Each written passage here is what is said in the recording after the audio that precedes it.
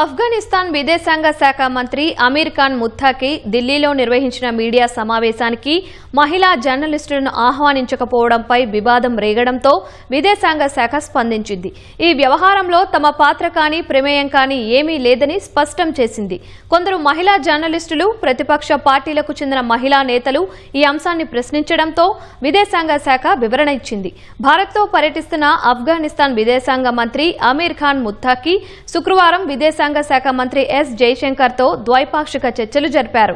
కాబూల్లో భారత రాయబార కార్యాలయాన్ని తిరిగి తెరవాలని కేంద్రం నిర్ణయించగా పహల్గాం ఉగ్రదాడిని ఆఫ్ఘనిస్తాన్ ఖండించింది. తమ భూభాగం నుంచి భారత్కు వ్యతిరేకంగా ఉగ్రవాద కార్యకలాపాలకు అనుమతించబోమని ఆఫ్ఘాన్ విదేశాంగ మంత్రి ముత్తాకి స్పష్టం చేశారు. అనంతరం ఢిల్లీలోని తమ రాయబార కార్యాలయంలో ఆయన మీడియా సమావేశం నిర్వహించారు. ఈ సమావేశానికి పురుష జర్నలిస్టులను మాత్రమే అనుమతించారు. మహిళా జర్నలిస్టులు లేకుండా ఆఫ్ఘాన్ విదేశాంగ మంత్రి మీడియా సమావేశం నిర్వహించేందుకు ఎలా అనుమతించారని పలువురు మహిళా జర్నలిస్టులు, మహిళా నేతలు ప్రశ్నించడంతో విదేశాంగ శాఖ వివరణ ఇచ్చింది.